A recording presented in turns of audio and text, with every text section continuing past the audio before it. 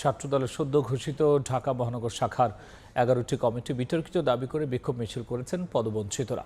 তাদের অভিযোগ, কমিটি গঠনে ত্যাগী নেতাদের মূল্যায়ন করা হয়নি, রাখা হয়েছে বিতর্কিতদের। বিকেলে রাজধানী কারওয়ান বাজারে মিছিলের এক পর্যায়ে সড়কে বসে পড়েন বিক্ষোভকারীরা। অভিযোগ করেন আর্থিক লেনদেন ও স্বজন প্রীতির মাধ্যমে অযোগ্য, নিষ্ক্রিয়, বিতর্কিত বহিরাগতদের নিয়ে কমিটি করা হয়েছে। দ্রুত এসব কমিটি বাতিলের পাশাপাশি ছাত্রদলের কেন্দ্রীয় কমিটি বিলুপ্তির দাবি জানিয়েছেন তারা। দাবি আদায় না হলে কঠোর আন্দোলনের হুঁশিয়ারিও দিয়েছেন নেতারা।